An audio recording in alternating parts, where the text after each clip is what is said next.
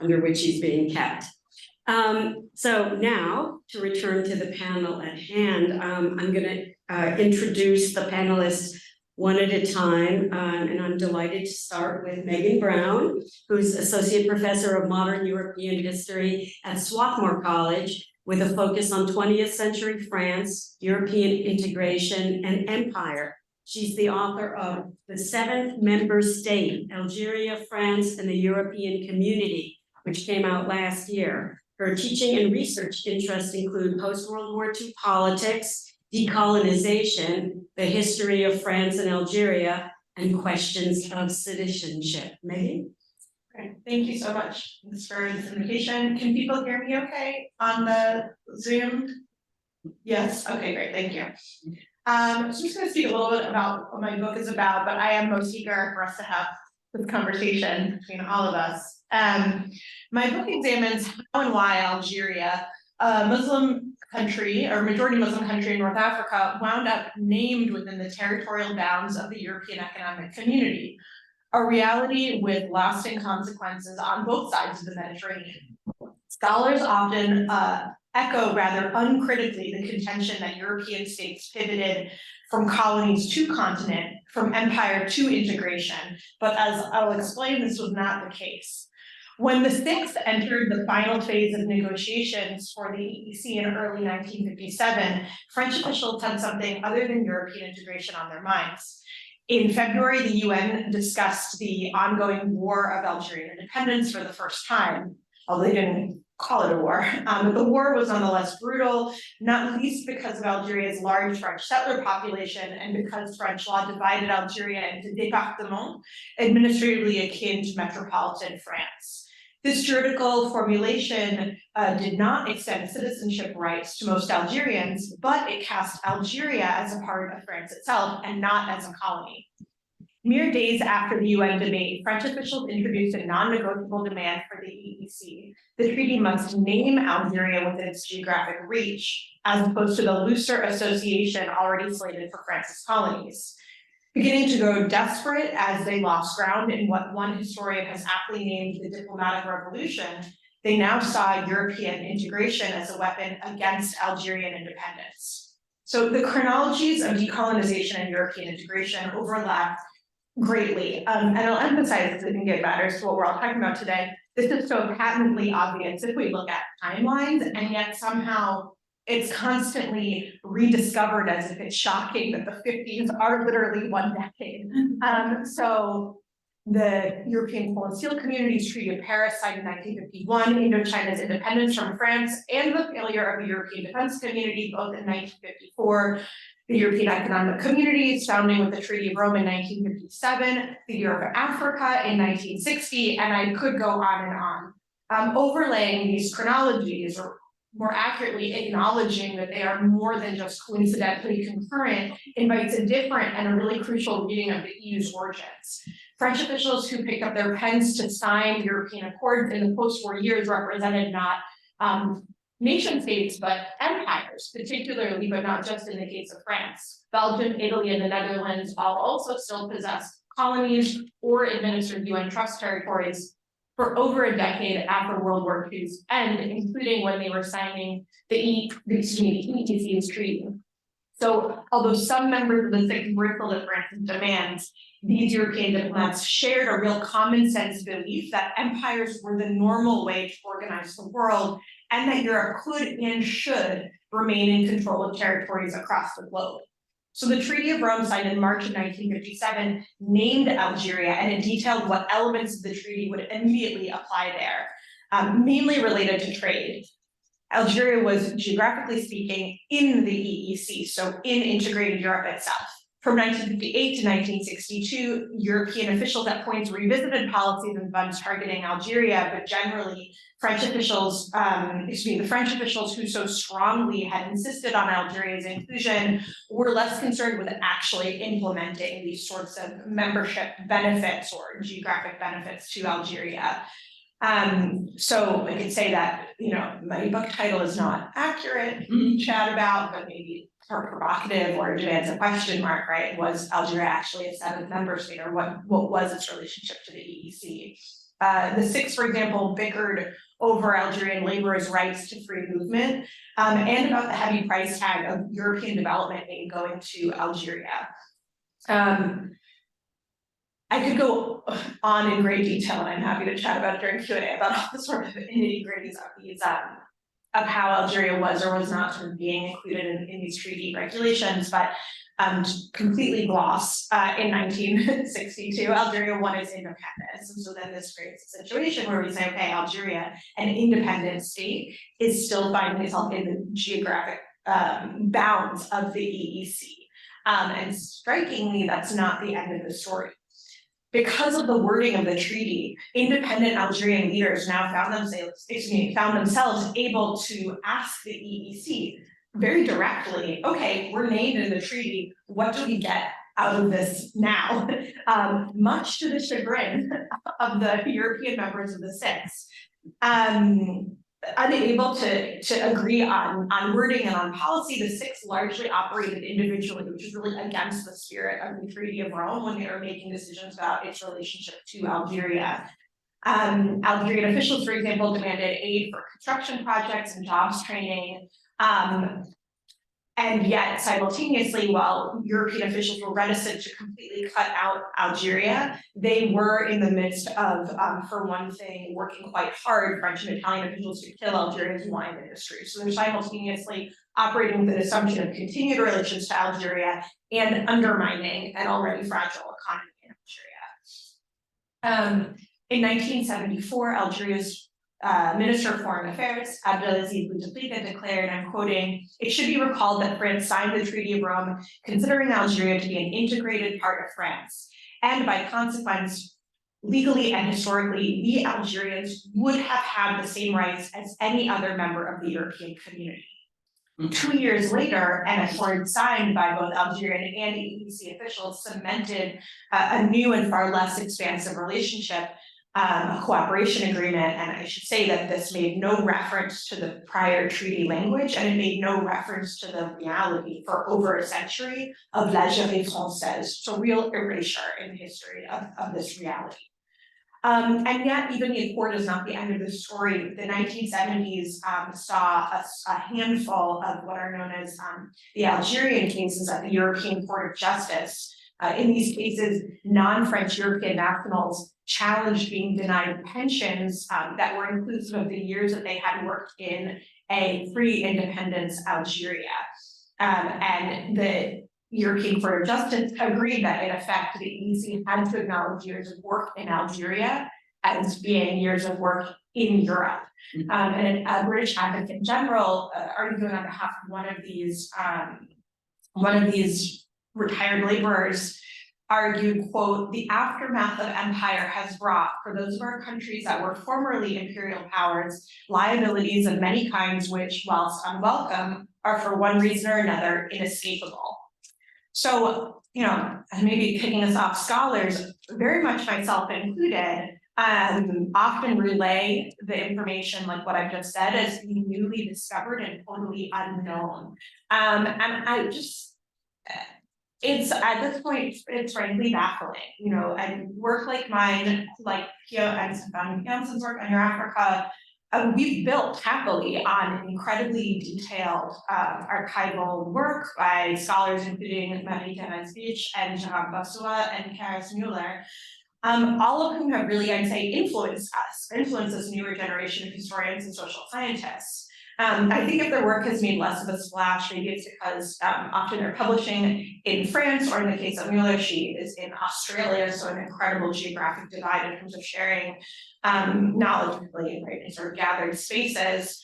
And so I'll say, it would be fun to cast myself as doing something that is wholly new or breaking totally new ground, but I think it's precisely our inability as Europeanists, but I would also say maybe even more troublingly, precisely the inability of European policymakers and European politicians. Well, maybe it's our ability to constantly be shocked that this is reality is really kind of, at this point, frankly, pathetic. And I think that, it is not to undercut those of us doing newer research, but it's rather to say that one question that is disturbing is why we consistently allow the idea that you had colonial origins to be so shocking and new, when that is so patently not the case, and we have this trail in front of us of fantastic research that is already done, you know, so what is it about getting this information beyond these kind of halls of conversation and really getting it out as being part of the real memory of the EU's origins? So I was like, I'm gonna be brief, but here I am. I'll conclude. So I'm turning now to the present day, so maybe this is sort of also thinking about some of this payoff. Beyond thinking about a fortress Europe on the continent, as some politicians love to discuss and uphold today, overseas Europe forms an important part of the EU's efforts to keep out unwanted populations. Mayotte, a French overseas department in the Comoros archipelago, although less mediatized than Italy's Lampedusa, is similarly surveilled as a hub of clandestine migration with its attendant danger and tragedy. It has gained attention, well, now it's already out of the news, but it had gained attention in recent months as French security forces numbering around 1,800, many coming from the metropole, descended to execute an anti-migrant operation. European states also operate or help fund the operation of detention facilities in, and this is not an exhaustive list, Guadeloupe, French Guiana, the Azores, Madeira, Ceuta, Melilla, Curacao, and Aruba, to say nothing of the operations of Frontex itself. The peripheries of the EU are pivotal in the alleged protection of Europe, highlights the ambivalence of a Europe dependent on and fearful of lands and peoples beyond the continent.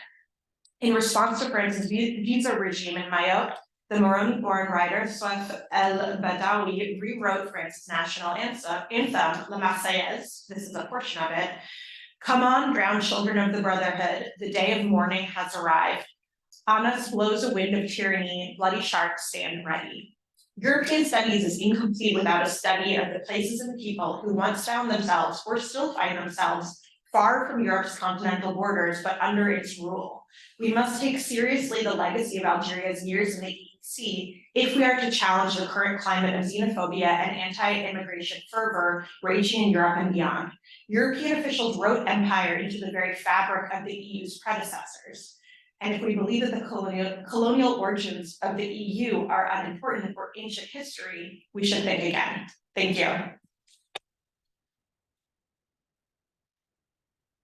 Thank you so much, Megan. And next to speak will be Theo Hansen, who's Professor of Political Science at the Institute for Research on Migration, Ethnicity and Society, or REMISMO, at Linköping University. Currently, he's the Simone Weil Fellow at the Robert Schumann Center for Advanced Studies in Florence. Lucky Theo. His research examines both the historical and contemporary trajectory of European integration, and his books include A Modern Migration Theory, an alternative economic approach to failed EU policy, which appeared in 2021, and Eurafrica, the untold story of European integration and colonialism, which is co-authored with Stefan Jonsson from 2014, which was published in French last year as Eurafrique aux origines coloniales de l'Union européenne. Very fitting again in this panel, obviously. Theo, go ahead. I need to share my screen because I have a PowerPoint. Is that okay? Yeah, of course. Yeah.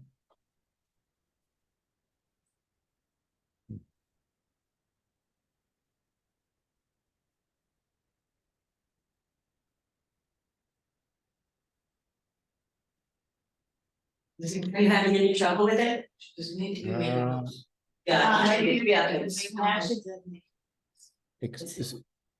let me not how do I unshare? Try it now.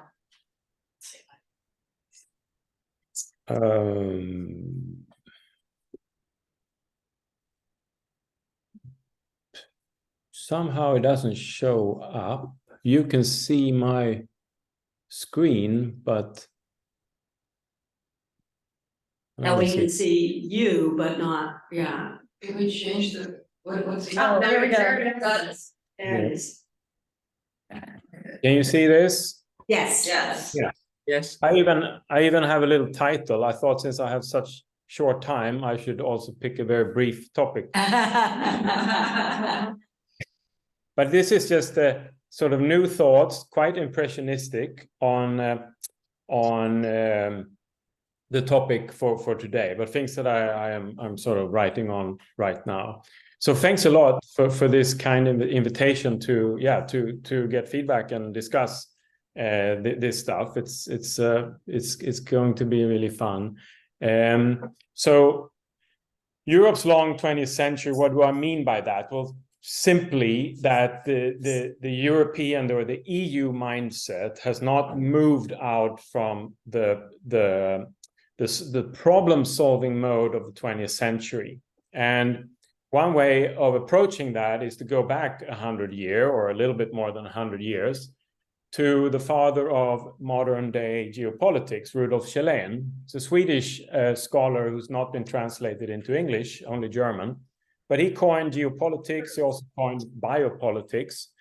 And he wrote a bunch of interesting books on great powers in the beginning of the 20th century. And he made predictions that are quite startling when you read them today.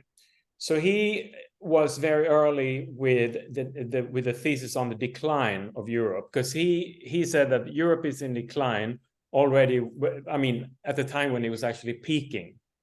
And he noted this because he saw other great powers on the horizon, and he felt that they would eclipse European power if the EU did not decide on federalize inside Europe and get rid of their internal animosities and so on.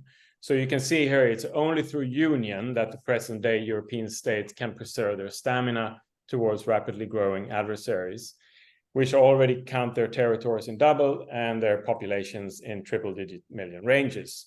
And he concluded by saying that we can already witness the shadows of the American, Russian, and Yellow perils being cast over our continent.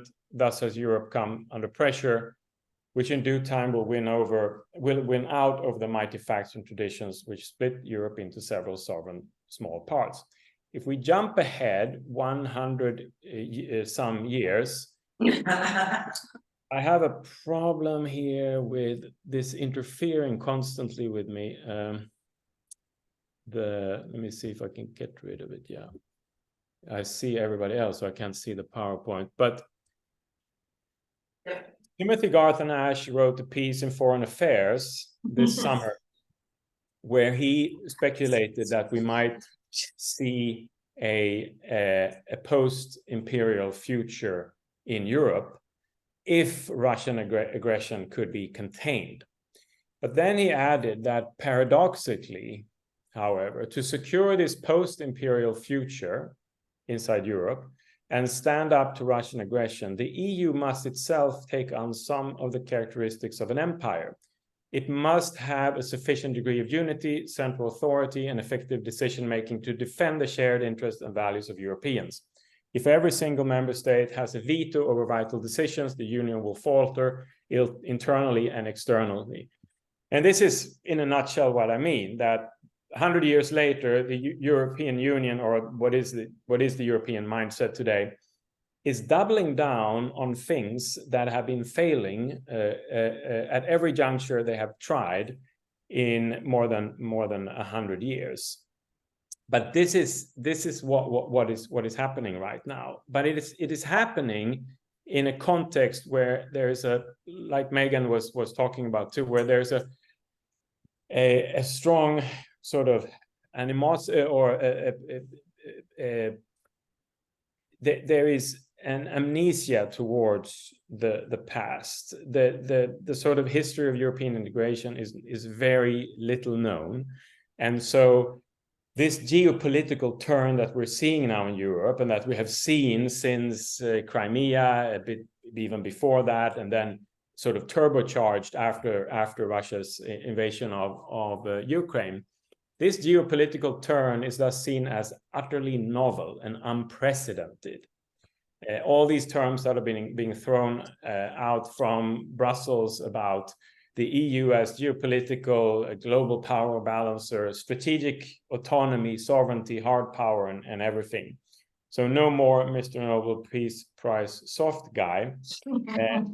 But it's not make Europe great again in this sense, because the problem with Europe, according to this narrative, is that it never tried to be proud. It only tried to be peaceful. So not great, but instead humble. But as I show, and as Stefan Jonsson and I have shown in our work, this is of course not correct. The idea of spheres of influence are ghosts of the last century, says Ursula von der Leyen, but then she projects those spheres of influence on others, never the European Union. So the paradox here is, of course, that today the European Union is actually talking about itself in terms that are very close to spheres of influence, particularly in Africa. But they at the same time claim that they're beyond that and that they've never been part of the sphere of influence business.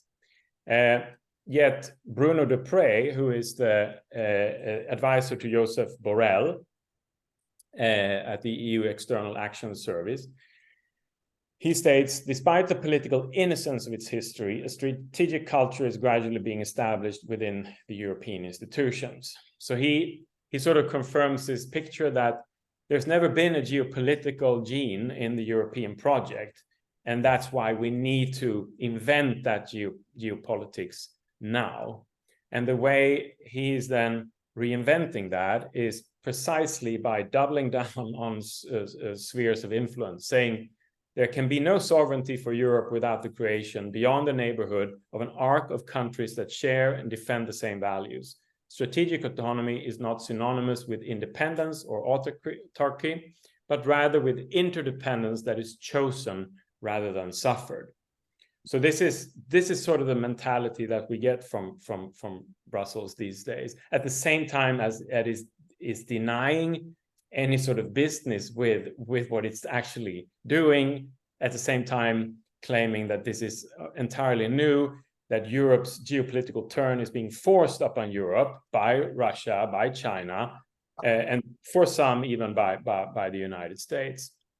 But this is, of course, a sphere of influence that was Europe's when the European Union was founded in 1957. As Megan talked about the Treaty of Rome. The pink areas are what the colonies that were associated in the Rome Treaties Association regime. Algeria is a darker color because, as Megan pointed out, Algeria was entirely integrated as a part of France, of course, with racially motivated exceptions and so on, but still the territory was formally part of the EEC, and the rest was annexed, and then again part of a wide economic, geopolitical sphere of influence. This is how the EU looked when it was founded. And so what I'm doing here is to bringing present and past into dialogue, offers then a new way of reading the EU's current turn to geopolitics. The amnesia that impedes the knowledge of the EU's colonial origins today helps explain why the geopolitical turn today is seen as so utterly novel and poles apart from how the EU approached geopolitics in the 1950s. What appears to be a break, and that's the common story, not only amongst politicians, policymakers, but maybe particularly in the think tank world and among those scholars who are following this. So what appears to be a break with the past, EU is becoming geopolitical, is in fact a reunion with the past, in the sense that the current leaders' open embrace of geopolitics follows in the footsteps of the EU founders. But this is sort of not known, so this is why it always can be posed as a very novel development. And as I hinted at, in this geopolitical turn, there is a heavy sort of pivot on Africa from the European leadership. Africa, let us talk a lot about Africa, of both promises and challenges. And this is, of course, a direct echo from both the interwar period and the post-war period in the circles of European integration. It is my view that relations between Europe and Africa represent one of the most fundamental issues for the future of the European Union. And there are literally hundreds, if not thousands, of quotes like this from all over the sort of, not only the political sphere, but also the think tank sphere and scholarly sphere, where this is sort of emphasized that Europe and Africa, they belong together. And the European Union now even are venturing into an alliance with Africa, talking about how Europe and Africa will have such and such many votes in the UN together as a bloc, and so on. So it's quite sort of stark geopolitical terms here, global blocs and so on. But then there are this thing with the United States, and here the EU is also talking about that. Again, Africa opens up as sort of a natural sphere of influence for the US, because these problems do not primarily concern the United States. So the EU can never challenge the US, but it can sort of venture into areas where the US interests are not so strong. So this is also interesting, because that was exactly how the Euro-African project was thought of, that Africa was seen as not in the spheres of influence or interest of neither the United States or the Soviet Union. So here Europe could really cement a third power Europe global sphere. But there is this problem of other competitors and contenders in Africa, primarily China. So China is always on the radar when the EU talks about Africa these days. And I think this quote is very illustrative. If we do not give this matter sufficient attention, meaning Africa, others will, and probably at our expense. And this is then 2021. If we go to 1957 in an article in Le Monde, it's basically the same. The six are also, meaning the six founding members of the EEC, the six are also aware that the political fate of Europe is more or less linked to that of Africa, and that if other influences were to supplant ours in these territories, serious risk would appear on the horizon.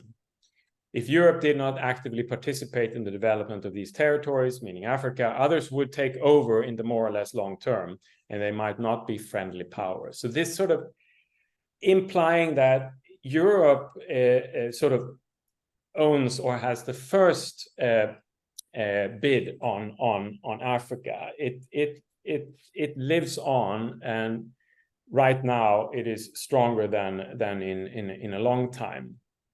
And we see this in these sort of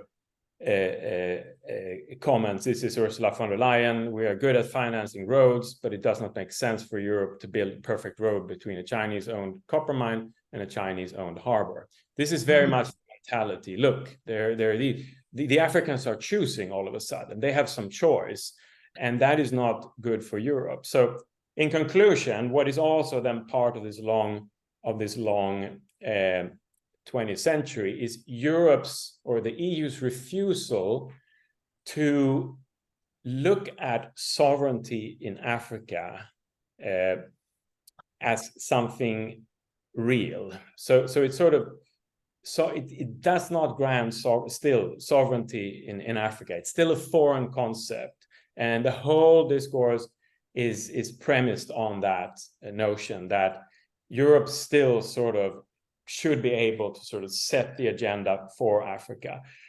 Question is that it doesn't do that to the extent anymore. And that's the thing with what I mentioned before with Bruno Dupre's notion of an interdependence that is chosen rather than sort of rather than when somebody else tells you that you are interdependent. And I think this is what African countries are increasingly doing. They don't see an interdependence with Europe in that frame of mind anymore, and that is really not something that the EU is to the liking of the EU. So there is a sort of a more aggressive rhetoric now from the European, from Brussels towards Africa's competitors than there has been in a long time. So I finished there. Sorry for going over time. Thank you so much, Peter. Our next presenter is also online. Joseph Goedertz is professor of sociology at Rutgers University and the author most recently of the book, The European Union and Global Social Change, a critical geopolitical economic analysis, published in both English and Magyar. Member of the public corporate body of the Hungarian Academy of Sciences, he served as founding director of the Rutgers Institute for Hungarian Studies and founding president of the Karapolyani Center for Global Social Analysis in Budapest. His recent paper titled Euro-White Conceit and Dirty White Ressentiment, Race in Europe, has been named the most cited paper by Wiley, publisher of the Sociological Forum. Joseph, floor is yours. Thank you, Belinda, so much, and thank you all for inviting me. It is a very weird feeling to be at my own home institution and be 5,000 miles away on a Zoom link. I too would like to show you some slides, and I think that technically requires that I need to be made a manager of the process, if I'm not mistaken. I'm doing this because I realized that I have a lot more to say than what would fit into a 15-minute monologue. So I'm hoping that There will, of course, be discussion. the visuals will sort of enhance the process. So should I try? Yes, can you try? And see what happens? Okay, well, it offered me the possibility. There you go. There you go. Can you see? Yep. Okay, so the reason I so just sort of a meta level comment. The reason I chose this particular photo as the cover is actually to remind us. This is a photograph of a man on a bus in Dhaka, Bangladesh, a couple of years ago, and I just wanted to put it there simply to remind us that although this conversation is about Europe, but this is a global conversation in which the vast majority of the people whose stakes are involved are not physically located within the European continent. This indeed is a global issue. Europe is a global problem. And I approach this, the topic of our roundtable, Europe, Empire, and Risk, from that angle, with that in mind. Anyway, I thought I would start with today's Guardian newspaper, which ran an article, Pervasive and Relentless Racism on the Rise in Europe, survey finds. And my screen is somewhat odd. There's a list of participants that on the right-hand side sort of covers part of my screen. So, but if I could show you, this is actually the EU overall line. It's kind of an upward pointing line. That is what I would like to sort of talk about today. But before turning to that, it's just an illustration to some of the things that have already implicitly been raised in the conversation. Now, this graph is the global share of three entities in the share of these three entities in the world economy. This black line is the United States, clear decline since 1950. The European Union is this blue line. I don't know if you can see my cursor. I'm just following it as a pointer. And finally, there is the People's Republic of China. And so we are more of this, the data here ends in 2018. We are kind of 23, we're here now.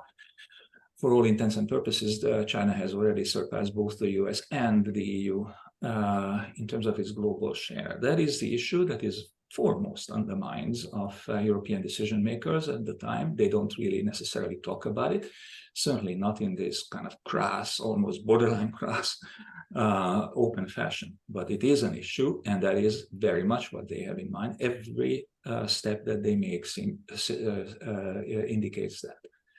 This is a material that goes back to my book that Belinda mentioned. I will not rehash that much because I want to turn to that part of the equation which we label with the term race, which I always refer to in quotation marks. And for a moment, I would like to do some conceptual work, and then in the very end, I will show you some empirical materials for this. So what I think, when I refer to quote race unquote, I refer to something that has been a key cognitive component of modern empire: symbolic violence that performs a four-step operation. First, it imagines continuous humanity as fragmented. In other words, it breaks up the moral unity of humankind, no less. The so-called races, populations, and there are other labels that are used, are essentially tools to use sub-populations, not all of humanity. In other words, the whole implication is that we're not unified as humankind.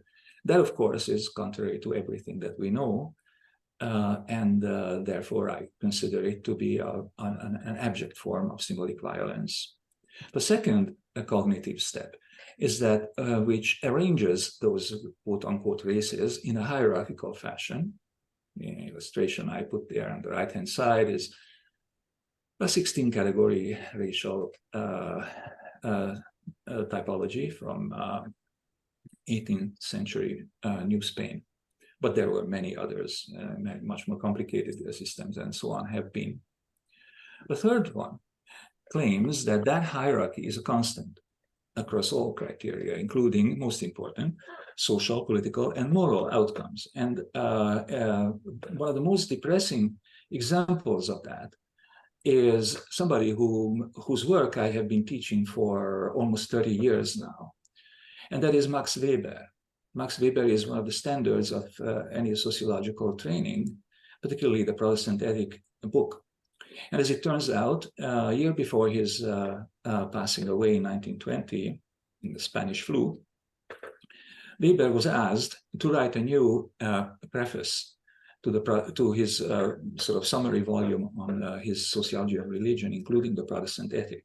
And in that preface, kind of toward the very end of that preface, he includes the sentence that the author confesses that he is personally and subjectively going to estimate highly the significance of biological heredity as an explanation for social and economic outcomes. I even put the original German there because I could not believe my eyes when I read this first. Biological heredity. Okay. This idea, the idea is that humankind comes in disjunct groups, which can be arranged hierarchically and should be arranged, and the hierarchy is always the same, no matter what the criteria are, is deeply part of the European heritage of ideas. And finally, so the crowning of the whole edifice of race cognition, this hierarchy, this single hierarchy, is aligned with some sort of color code, usually based on skin color, the sort of tonality of skin, with whiteness always at the top. However, this is not a raw form of whiteness. It's not pinkness. Whiteness is an obviously unfounded, unfoundable, hence eminently unstable and contested identity category, which is relational, whose core is picked as a constant, inaugurating the white subject's relations, specifically putative superiority, to its constitutive outside. There is no race typology in which whiteness appears and the various other racial categories could be placed on an equal footing with the idea of whiteness. Whiteness, the purpose of whiteness is to elevate one category over the others. It's a moral geopolitical superiority claim whose defining element is an ahistorical called the historicized demand for unearned, indeed unearnable unconditional global privilege. Now, if we turn this around and apply this to the European Union, I find it very difficult to reject the idea that this is not at work in Europe right now. Please note that it's possible to argue that the entire purpose of this enterprise of race cognition, quote unquote, is to impose the idea of a special place for whiteness on the globe. By the way, this, as it turns out, the race cognition that produces whiteness at its top is so intensely hierarchical that it splits itself into a putatively superior and inferior variant within whiteness. And that takes me to a photograph which I took in the mid-90s in the Musée de l'Homme in Paris. This is titled La sélection naturelle de la couleur de la peau, natural selection of skin color, which essentially assigns a particular, an 8-category color code to the dry land areas of planet Earth, based on supposedly some kind of average skin coloration that they are the producers of this map thought was appropriate. There are about 12 or so problems with this tableau and this presentation, which I'm going to skip here because I would like to focus on the development within Europe. So here it is. I enlarged the part that refers to Europe. This is the map. This is the state of the art of, let's just say, qualitative demography, as they call it, in France, at the Musée de l'Homme, no less, in the mid-90s. And so now it's an interesting, right now I'm on sabbatical and I'm in Barcelona. That would be here. At this very moment, because I was invited to give a series of lectures, one having been done today, so I'm a little bit out of it right now, but forgive me, in Budapest, which is here.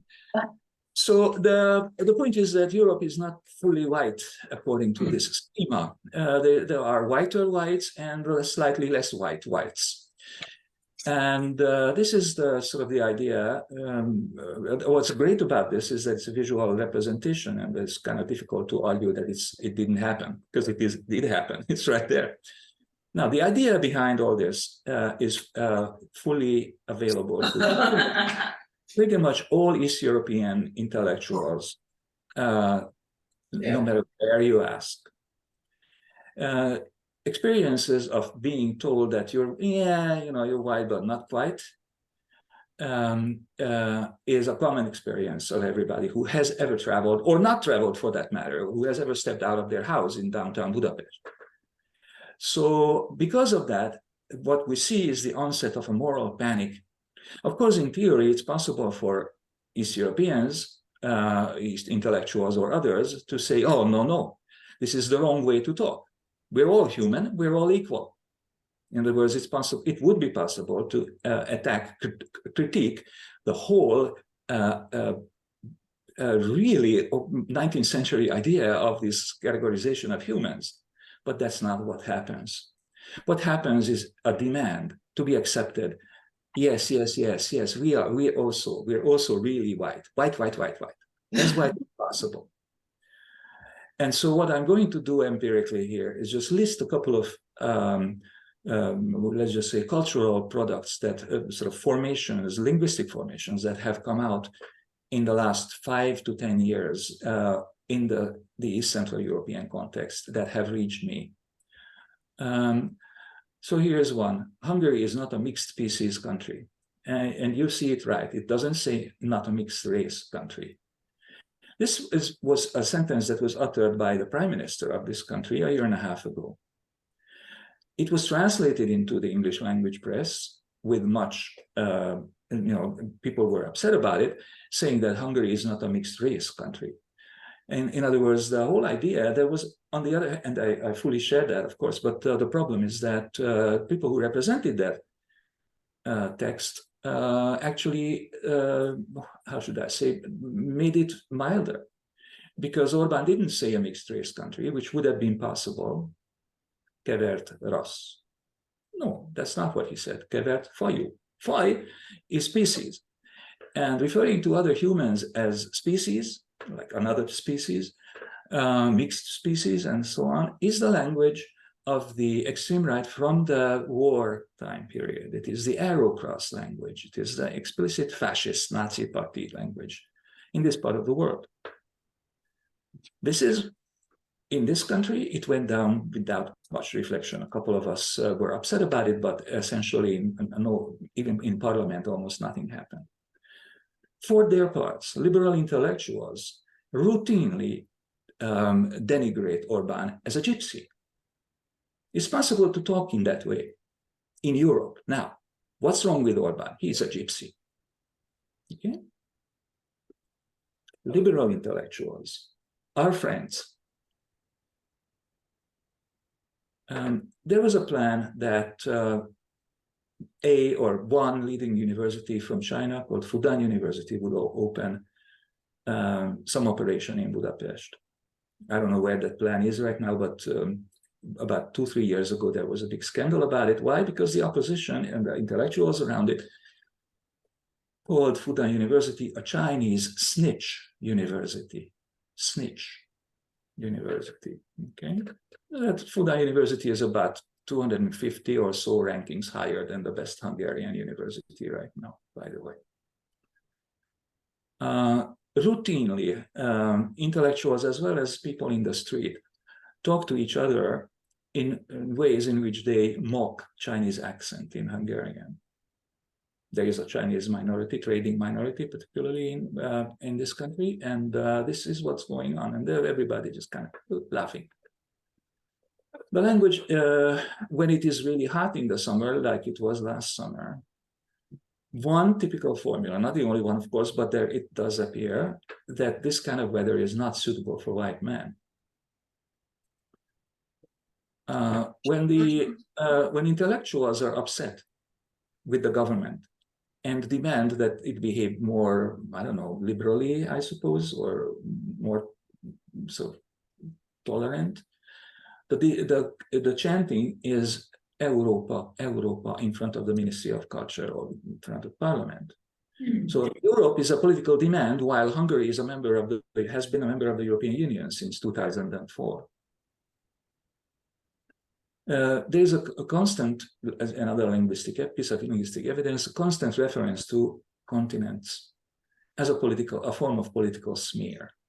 So if something is dirty, if something is unpleasant, if something is not attractive, they would be referred to as Asia. There are statistical representations in newspapers and so on, media, where there would be, let's say, well, I don't know, starting salaries of university faculty, countries by country. So it would start with, I don't know, Luxembourg, Norway, Switzerland, France, blah, blah, blah, blah, blah. And then we get to Hungary, number 26. And you know what happens, what follows after that? Nothing. And of course, obviously, the point, the persuasive point that is made there is that we're the worst. We're at the bottom. And of course, what that is done at the cost of, I don't know, elegantly forgetting about the 174 countries that are also in the world below that. So there is an enormous amount of narcissism in this. And of course, good old-fashioned racism. And of course, there is a border fence scandal that was introduced by the Prime Minister in the awful year of 2005. And the entire political spectrum, including the opposition, liberal and so-called left, support that fence. Support it. There was an election last year. It was not an issue. They all are behind the fence. And finally, the language is now without nobody even bats an eyelid when people refer to political use, how should I say, geographical directions as some kind of political message. So for instance, east or west, it's enough to say a direction. And of course, that of course is slightly funny in considering that we have a globe, which is spherical. So if you go into any direction, you're gonna come back sooner or later. That's the definition of a sphere. That is not a problem. That is where things are, as far as I'm concerned. Thank you.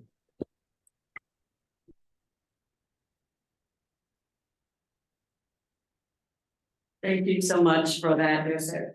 Our next speaker probably needs no introduction. Sadia Abbas is the. Is that okay? Do you know what?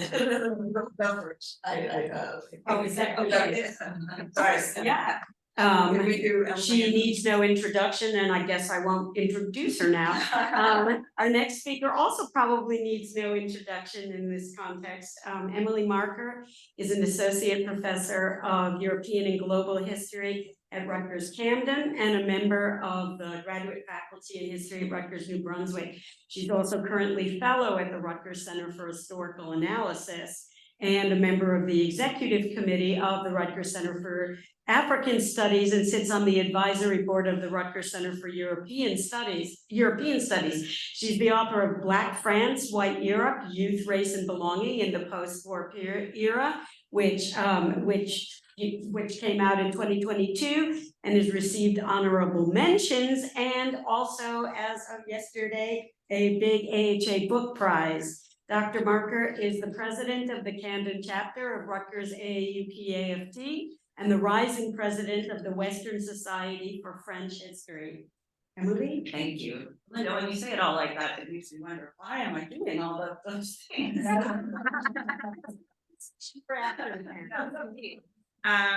Thanks very much. It's so great to be a part of this conversation. We were thinking, because Hans and I were in conversation yesterday, that Hans and I and Sadia would focus our comments more as a response to what Pio, Megan, and Joseph has said, as opposed to presenting our own stuff, but I'm happy to talk about my own stuff if you want to.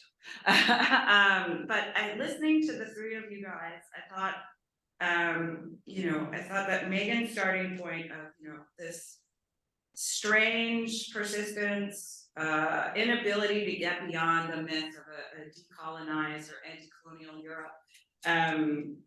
I think that's so important, and I think that Pio and Joseph's comments can help us explain why we keep doing that. And I think that, listening to Megan at first, I started thinking about a concept I've been working with in a new offshoot project about the removal of the word race from the French Constitution in 2018. And the way that everybody's been talking about that is like, well, obviously this is in keeping with this Republican tradition of race blindness, even though of course we all know that that has never in fact been operative in any kind of meaningful way in modern French history. And even the scholars that know that sort of use that as part of the framing to discuss the issue, because that is so predominant in the political discourse. And so I've started thinking about that as a zombie lie, a lie that does not go away. You cannot kill it. It keeps coming back.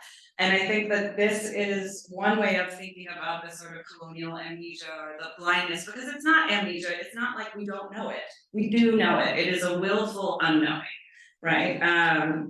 Or non-knowing. So, including all of those policy people who Pio's cited, right? They do actually know that.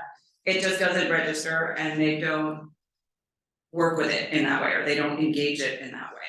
And so when thinking about, Pio's emphasis on Europe as a geopolitical project in the 1950s, which I wholeheartedly agree with and I write about in my own work, I think that focus on geopolitics helps us make sense of Hans's argument about Euro-whiteness, where there was this civilizational, ethno-cultural regionalism in the early European period, right, when it was still a colonial project, and it's precisely because it was a geopolitical project, that geopolitics and this kind of ethnic and cultural regionalism or an ethnic and cultural version of Europe are completely imbricated in one another, right? So, you know, one of the things that Hans and I exchanged about yesterday was the idea of a European way of life as a refrain in the post-Maastricht moment. And, you know, that increasingly was a way of sort of reculturalizing the European project after a period of more civic regional model. And I responded, well, you know, the European way of life was a common refrain in all of the pro-Europe discourse of the 1940s and 1950s, precisely against exactly the geopolitical forces that Pio was talking about, America, Russia, Islam, and, you know, the rest of the third world, right? So I think that in thinking about, you know, that connection between geopolitics and ethno-chauvinism, or, you know, the racial and religious and ethnic cultural identity of Europe, brings us to something that Joseph said about whiteness as a moral geopolitical superiority claim, which I think is really excellent as a way of sort of tying all three together. And that, you know, what whiteness does is, or what it is a ahistorical and dehistoricized demand for you know, unconditional global privilege. So once again, that gets us back to like the sort of built-in dynamic of needing to not talk about it as a historical process, as a form of historical construction. So that was just one sort of set of ideas that I sort of pulled through all three of the presentations so far, and I'll leave it there so that we can have more conversation. Thank you, Emily. Our next speaker is another eminent visitor, Hans Kunani, who's the Open Society Foundation's Ideas Workshop Fellow and Associate Fellow at the Royal Institute of International Affairs, Chatham House in London, where he previously directed the Europe program. He's also been Senior Transatlantic Fellow at the German Marshall Fund and Research Director of the European Council on Foreign Relations. He's a visiting scholar at the New School in New York and an associate fellow at the Institute for German Studies at Birmingham University and teaches at the Collège d'Europe in Natolin, Poland. It's hard to imagine how he does all these things at once, but he's pretty remarkable, as also we know from his 3 books published in quite rapid succession, the Utopia or Auschwitz, Germany's 1968 generation and the Holocaust, The Paradox of German Power, and his new publication, Euro-Whiteness, Culture, Empire, and Race in the European Project, which officially comes out next week, but is in fact available now. Hans. Thanks so much, Belinda. It's really nice to be in this conversation with all of you. And what I will try to do is I'll try and join the dots a little bit between some of the things that have been said so far. I thought the flow of this has been really interesting because Megan and then Pio were talking mainly about empire, and then Joseph talks about race, and then Emily, you sort of talked about both empire and race, and I'm going to try to do some of the same, to think about how these things fit together a little bit. So I'll make a couple of comments about empire and what Pio and Megan said, and then a couple of comments about race, responding to both Emily and Joseph, and then yeah, sort of maybe conclude a little bit, trying to think about how race and empire fit together in the European context. So first of all, on this really striking sort of question around you know, imperial amnesia. I know you sort of like challenged that idea, Emily, but the sort of forgetting of the colonial origins of the EU, which both Pio and Megan talked about. And I thought your question, Megan, is really striking. Like, why do what is going on here? Why do we keep being surprised? And this is something I've been thinking a lot about as I was writing and then presenting Eurowiners. I suppose I'm still a little bit unsure, actually. And part of this is response to you, Emily, about whether this is, as you suggested, a kind of willful forgetting, or whether people actually really just don't know. And in particular, I'd like to sort of think a little bit more about who we're talking about here and what the problem is. What is the blockage here?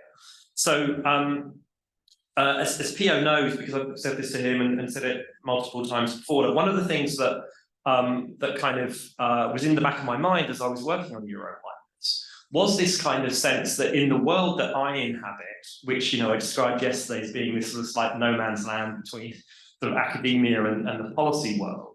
I haven't been generally very struck at how a lot of the academic work that's been done about the colonial origins hasn't penetrated across to the policy world. I said this on the panel that we were on together in Pittsburgh, Megan and Emily.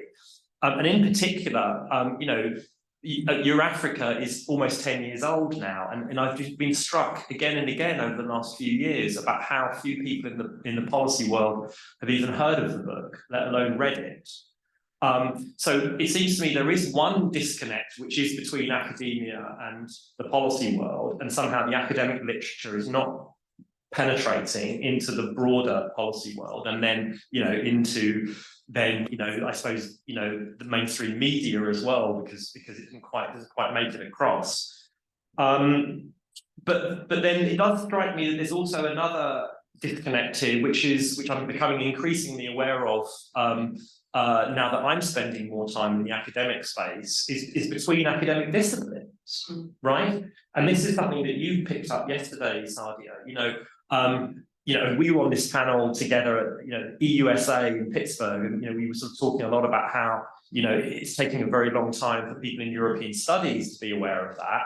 But I guess I want to push a little bit further on, what are the blockages here? Is it just the academic versus policy divide, or are there blockages sort of within academia? And I'm curious about those of you who know the sort of academic world a bit better than I do, could sort of explain to me a little bit more about where you see the blockages going. And then just to circle back on this point about willful lack of knowing or lack of remembering, Emily, I mean, as I say, I do genuinely think that a lot of people in the policy world just simply don't know this history. It's not that they sort of do know, but they're sort of trying to not engage with it. I think they don't know. And the Timothy Garton-Ash piece in Foreign Affairs that Pio mentioned is really interesting, because he does mention Eurafrica, as far as I can tell, for the first time in anything that he's ever written. So I feel like he's just become aware of it, I think. And so then I'd love to hear more from Pio on this, but he, I think, then is kind of now trying to sort of figure out a way of acknowledging it, but also avoiding it. And that's, I think, what that essay is really all about. But you can almost see in real time people in this, and Timothy Garton-Ash obviously is sort of, again, he's a little bit like me in the sense that he's between academia and the policy world. But you can literally see him in real time kind of learning about this history and then trying to sort of respond to it somehow. But in other words, basically, I mean, I'm genuinely unsure about where the blockages are, but also whether it is really true that people do really know this history and they're trying to deny it, or whether they just genuinely don't know, and so where we're at basically in that kind of process. And then secondly, and kind of connected to that, Pio, your sort of presentation about this way in which there's this long history from a century ago of the EU as a sort of geopolitical bloc, and the EU is sort of reverting to that. It does strike me that if you were to present that argument to a lot of these policymakers, so let's take as an example Luc van Middelaar. He used to work for Herman van Rompuy when he was European Council President, and now runs the Brussels Institute for Geopolitics, which is at the centre of all of this. I think his argument would be, we understand that there's an older pre-World War II geopolitical Europe, but then what happened was there was a break in 1945, and then the new idea of Europe centered on the EU is this kind of softer, non-geopolitical actor. And this is, by the way, again, where this question of do they know what happens in the 1950s? But I think even if they were, or they do become aware of that, then I think their fallback position would be to say, okay, yeah, I concede that in the 1950s, the EU was being geopolitical. But then it stopped doing that after 1960, right? And then you get this new kind of EU that is all about soft power and is not geopolitical. And so I think, so when you said, Pio, you know, it's not making the EU great again, because their idea is that the EU was never sort of great in that way.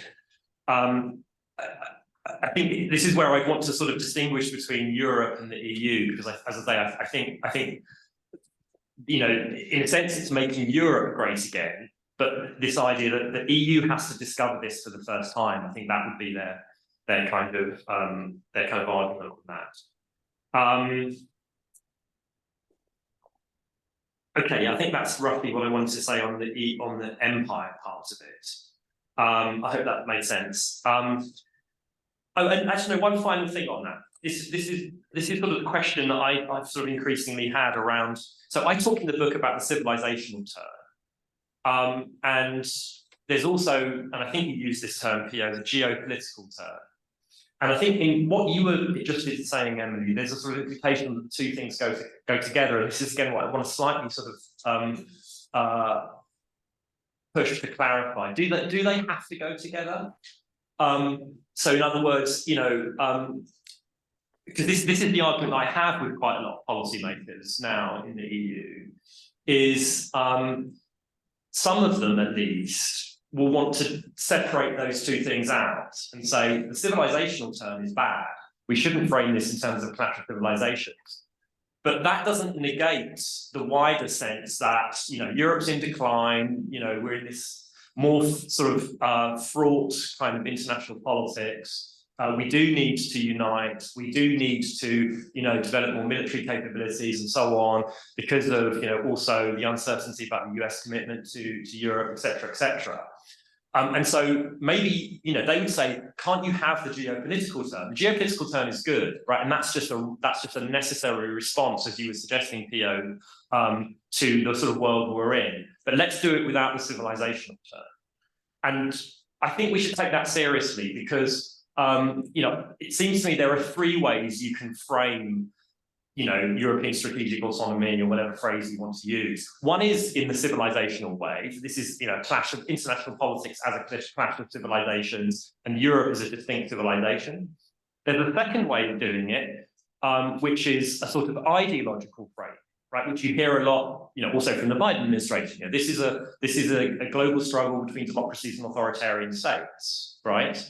So this is the sort of like neocon kind of tendency. And by the way, you know, when Borrell famously used this jungle garden kind of idea, which a lot of people saw as being civilizational, I think that was actually more ideological, because he borrowed that metaphor from Bob Kagan, who's a neocon, who's borrowing it from Richard Cooper. And when Bob Kagan is using that jungle garden analogy, actually, I don't think he is using it in a civilizational way. He's using it in an ideological way. The garden is democracies and the jungle is authoritarian states. And then there's a third way of framing it, which is a realist framing, right? This is just about great powers and competition, and this is not civilization, nor is it even ideological, it's just realist. And so I suppose I want to take seriously the possibility that that you can have the geopolitical term without thinking in civilizational terms, despite the fact that, you know, as you've sort of reminded us, Pio, the whole concept of geopolitics goes back to the period of high imperialism, so maybe you can't separate those two things out. Okay, so that's empire. And then on race, so for me, the big question here, and this is, you know, it's in, you know, implicit in the title of my book, and this is something that Emily, you and I have been talking about quite a lot as well, is this relationship between Europeanness and whiteness. And and this actually also brings me to the question of how race and empire fit together, because what I hear from a lot of people is, and again, we touched on this a little bit yesterday, this idea that, you know, I think a lot of people in Europe, and you were saying, Emily, this is in a way the sort of the basic French position is to say, yeah, we should talk about empire. We recognise we have an imperial history in empire, in Europe. But race doesn't, that's an American import, that doesn't quite work in the European context. Partly because, as I say, this idea that empire is a more helpful category, but also partly, I think, because of the way that some people would like to think that in Europe, class plays something of the role that race plays in the United States. And so I want to sort of try to understand more clearly the process. I mean, what that exact relationship is between Europe and whiteness, which I don't feel I fully sort of understand myself, not least because it feels to me as if so much of the literature that we have about the concept of whiteness does look at the history of whiteness in the American context. You know, so apart from, you know, literally some of the people in this room and in the virtual room who have thought about this in the European context, I feel like that's a real gap that we have. And so I don't fully understand how I don't have a, you know, very developed theory about Europeanness and whiteness. I talk about it a little bit in the book, but I feel like I want to sort of deepen that. And then this is where your book, I think, Emily, really is really helpful, because you point to a particular moment where you can almost see the transition happening from, you know, a moment where it was possible to talk about whiteness openly, to a post-World War II moment, in the French case at least, where Europe becomes this kind of code word for whiteness. And that I found that very, very persuasive in your book. But at the same time, I want to sort of understand, you know, the bigger story there, partly because, you know, it may function slightly differently in other European countries than in France, or may not. But also then there's a longer history of that, you know, that starts both, I think, earlier than your book begins and continues after the period in which you look at in your book.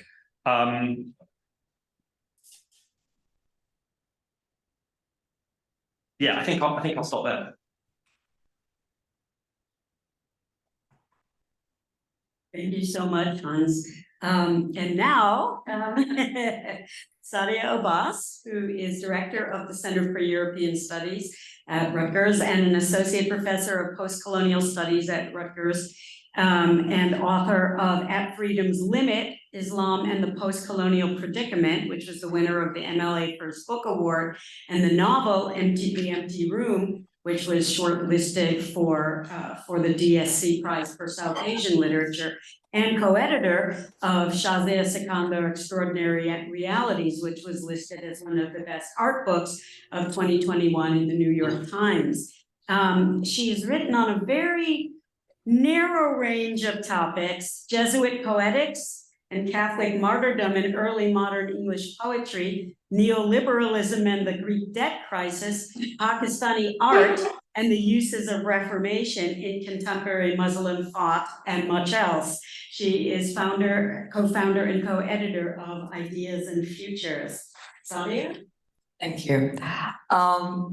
I said yesterday that I was an interloper in European studies, and I am. Because this is all stuff that I've been reading and thinking about and writing about now, but I also sort of, I don't hang out in these circles, right? Except as the director now. So I'm going to actually go back to a concept that I came up with in my first book, At Freedom's Limit, for a couple of reasons. I mean, I think it speaks to some of the issues that we've been raising, but also because of the moment we're in right now. You know, because I've been feeling over the past couple of weeks that because of what's happening in Gaza and Israel, that we're suddenly back to that post 9/11 moment that I was actually trying to articulate. But one of the concepts I used there was the maintenance of innocence, right? And I think that's partly what we've been talking about today. And I've suddenly found I've found myself thinking about the way, and one of the things I was doing in that book was talking about these deep colonial histories that suddenly kind of get repurposed and then coalesce at certain historical moments. 9/11, I argued, was one of them, right? And I actually said in there that there was something called a new Islam that had begun to disclose itself in the 80s and was consolidated post 2001, right? But that had very deep colonial history going back to the 18th and 19th centuries. And why am I talking about that now in the context of a European conversation? What I've been thinking recently, and this has something to do with my conversations with Hans, and reading the book as well, is that we also need to have some concept of that. There's a way in which that concept applies to Europe as well, right? And it's become clear. I mean, I said it yesterday. It was how's the surprisingly possible was one of the things I said in my opening remarks as well. And it's actually, and that gets me to a question that the kind of back and forth between the two of you about knowing and unknowing, right? About willful unknowing, which actually takes me back to a conversation you and I had about it, right? At one point I said something about how I walked into a village called into a corner shop in a village called Alma outside Stirling, Scotland, 20 years ago, and there was the newspaper Young Line there, right? And of course, I only now began to also think, I mean, apart from the fact that this is the UK and there's South Asians all over the place, I also only now began to think about the role of the Scots in the construction of, and I'm writing about this in my book, but in the construction of present-day South Asia, right? Including the Afpak border, right? Which is absolutely central. But you said something about it, because when I said, well, people can actually just walk in and not see, and it's interesting because you said what Emily said today, right? But it's a willful unseen, right? I don't remember this, right? So it was, and of course it is a willful unseen, and at the same time, but that willful unseen is not individual, and which I think gets to what you're getting at, right? Some people actually don't know. Yes, they don't actually know. So the question is, how does it that an entire people does not know? Or how is it that some peoples and civilizations, such as they are, if you want to, I'm just using the term, but in geographical contexts or national contexts, don't know things, actually genuinely don't know, right? In the neurological brain sense of not knowing, things that as a collective, that we know, as a collective we know, that, and also as a collective, predicated on the deep remembering of certain histories, we don't know. Do you see what I was saying? It's about the kind of alternation between two kinds of history, right? That which is relentlessly cultivated as history, right? And that which is actually systematically erased as history, right? So that has to do with all kinds of structures when it comes to what Emily was talking about, what Emily's book is about, is education, right? Why are we fighting over critical race studies in America today? Why are the French going crazy about the American import on race, right? Why is it that when people respond to Hans's book in England, they can't deal with the concept of race? And these are progressives, right? But why is it that race suddenly is something that we can't talk about in Europe because it's invisible, except that it's not? And why is it that it can happen now when the migration crisis is all about race and civilization? Right? I mean, the entire rhetoric of it right now is about those things. We know that. And the way that, and I've written about this, at certain moments we don't see that we have African migrants in Greece because they're all Syrians and Muslims, and then we can do something with the Muslim discourse, but then the Syrians are good migrants, but then, and one of the things that was said to me, and I've written about this, is that by these young activists who were driving me around, my fixers in Lesbos, was that, well, African migrants are inconvenient for Europe because that means that if they can just talk about Muslims, they can outsource the imperial history, right? But if they're talking about African migrants, they're going to have to talk about Europe's presence in Africa. And we were talking about this earlier today. So in some sense, I think that what's at stake here is the production of unknowing, right? And the kind of the ways in which erasure is not only produced, but also normalized to the extent that we can simply not know, really not know, right? That which is right in front of us. And I think that is one of our tasks as intellectuals and thinkers, is to actually not just talk about, you know, what is known and what is not known, not just talk about, okay, let's just put this history out there, but actually, and this is comes back to you, connect the dots about, right, how this is being done, right? And that's the meta moment, which is kind of what right?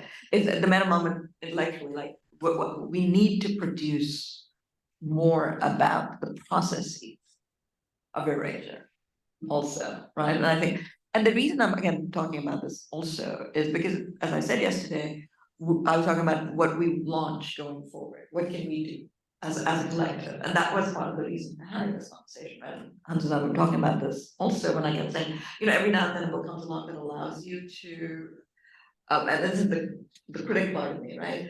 That kind of takes certain nascent tendencies or certain strands, you know, sort of that are there and allows you to talk about them together, right? And when that moment happens, right, that's also a moment when you can think about all those things that are together, right? And what we do with them going forward, right? And that's actually what I was interested in, and that's why I want to speak last also, because I don't, like, I want to put, I mean, I can put forward all the kinds of stuff that I'm working on Europe right now, and my current book is about that, right?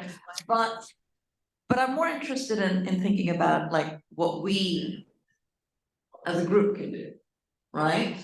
Going forward with some of that. Like what are the dots that can be connected, but what is also the kind of deep conceptual sort of connectivity, right? That we can put out there and work on together, right? So I mean, I don't know what that means. I don't know if that means we do another conference going forward or we do a series and we set funding for it. Whether we start thinking about workshopping more, right? We're certainly doing follow-ups. I talked to Megan about setting up something like a Northeast Corridor on European Studies for a while, right? So we can actually, you know, get together and do stuff, right? So that's sort of one of the things I wanted to talk about. So and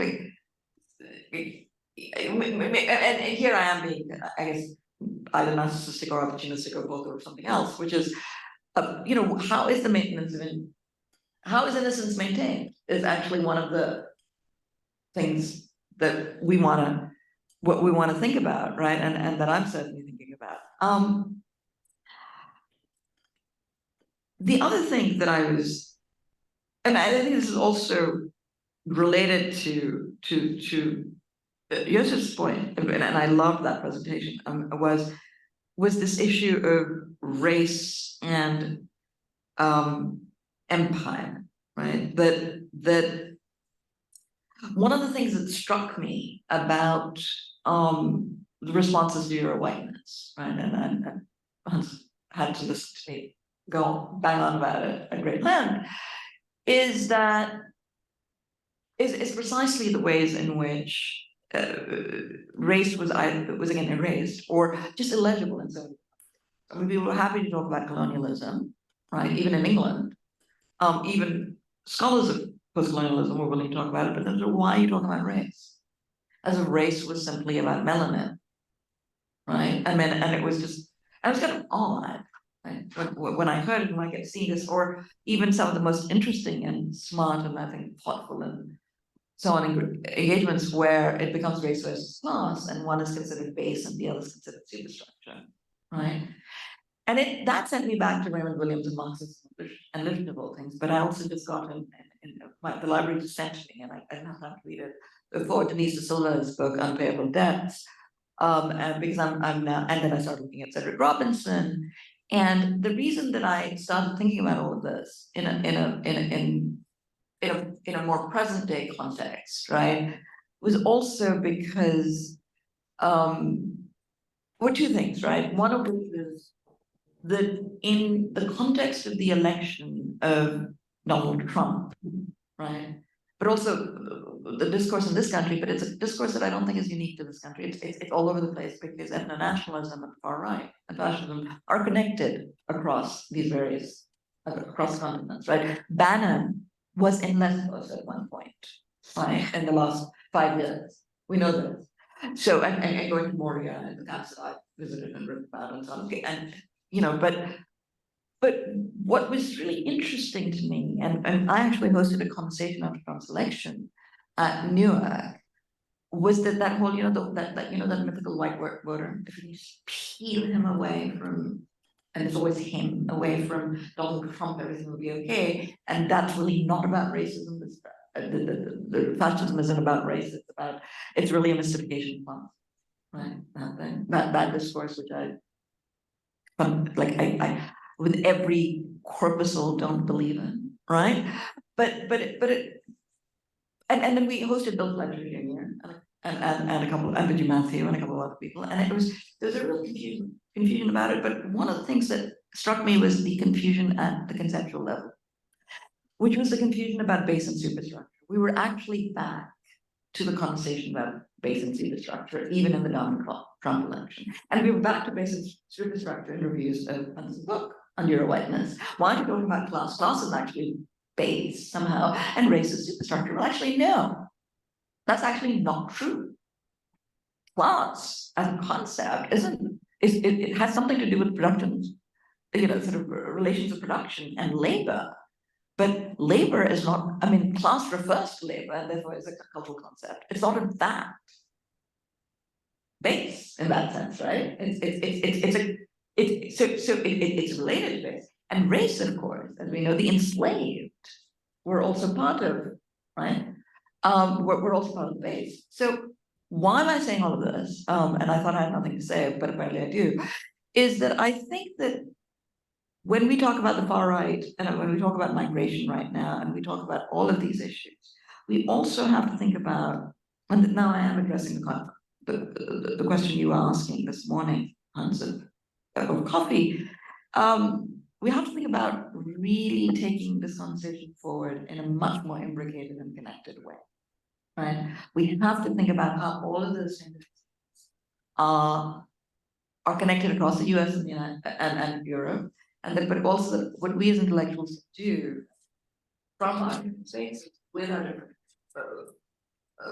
kind of orientations to produce a project, maybe a collective project of addressing. Now, maybe that's optimistic on my part, and I certainly don't want to do more homework. On the other hand, maybe we can have that conversation. Thank you. Thanks, Sadia.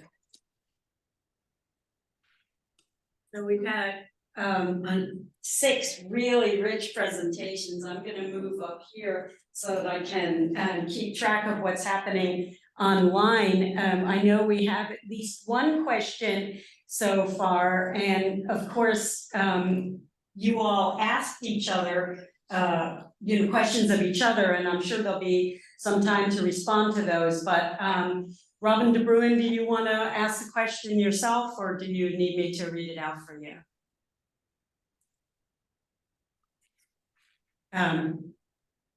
Yeah, go ahead, Rob.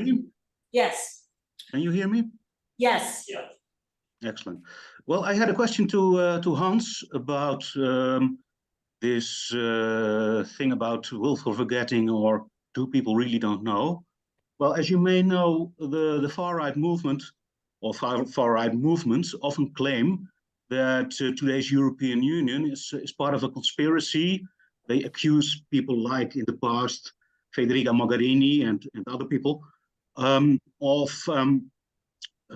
trying to flood the internal market with cheap labor from sub-Saharan Africa, and accuse the EU officials, the commissioners, of trying to cause a white genocide.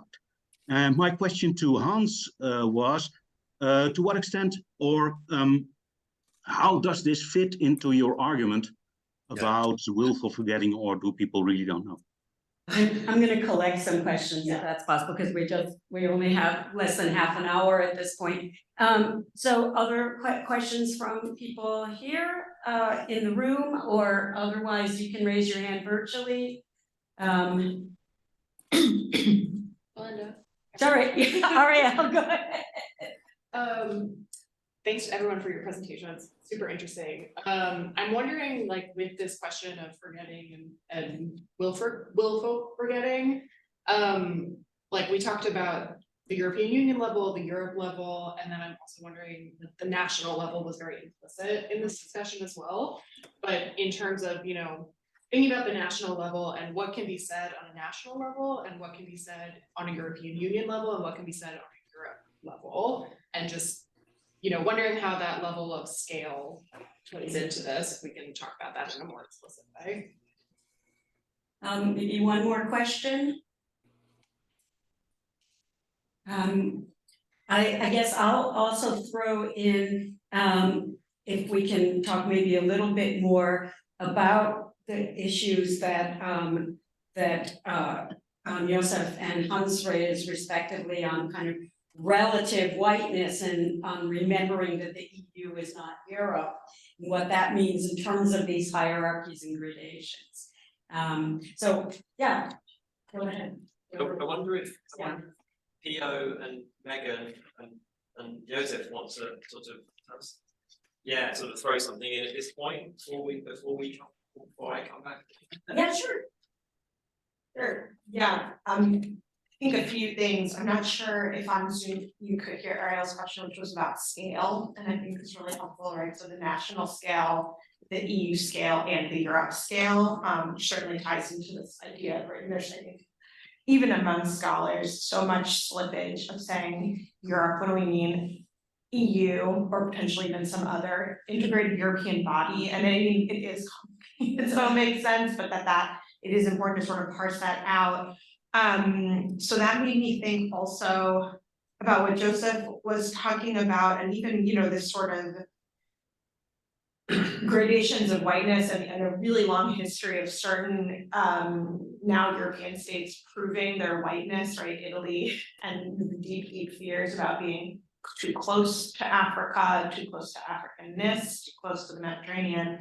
And so anyway, this made me think in terms of scales about innocence and what we do with members of the EU that don't have more modern imperial, or we could say colonial origins, right? What do we do with the parts of the EU that would say, well, yeah, France did do this, right? But we did not do this, and sort of a type of innocence that could emerge, or narrative of innocence that could emerge. And I think in a way,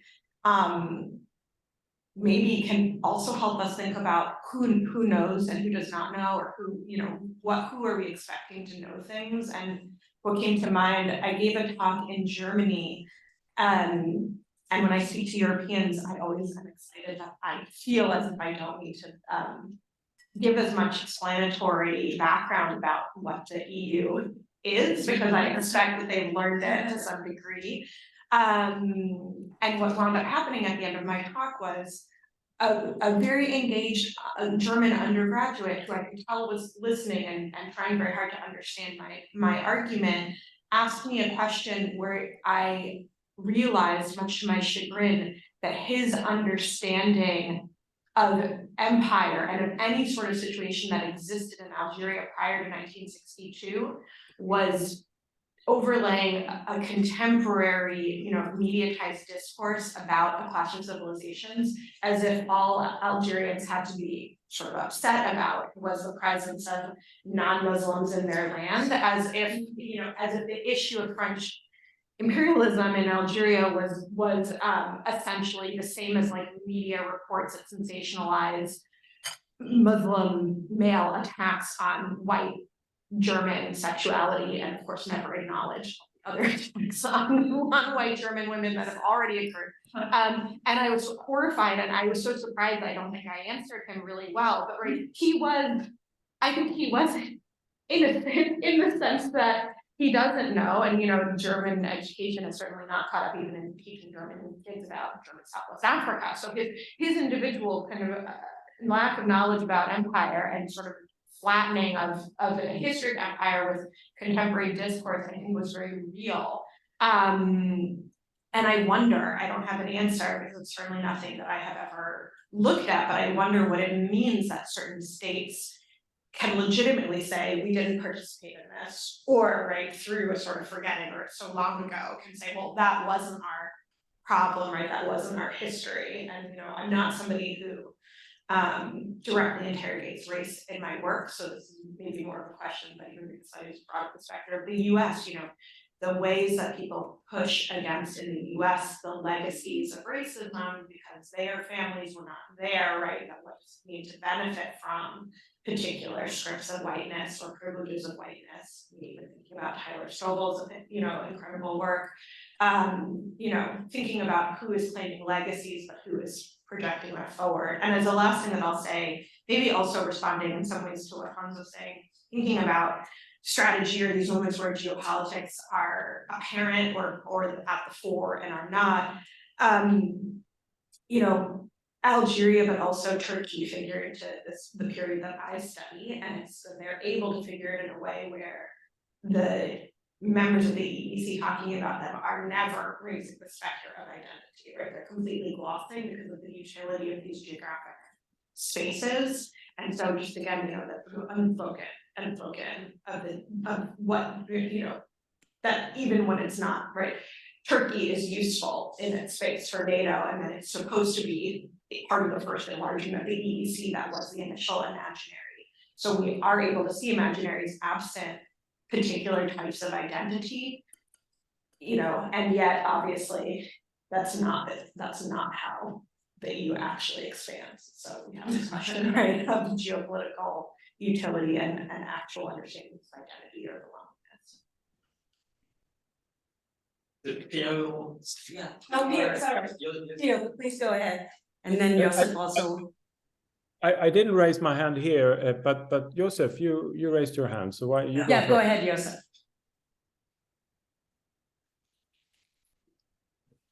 Okay, thank you, Theo. And so I have a couple of made a couple of notes, and I'd like to turn them into some kind of footnotes to the conversation.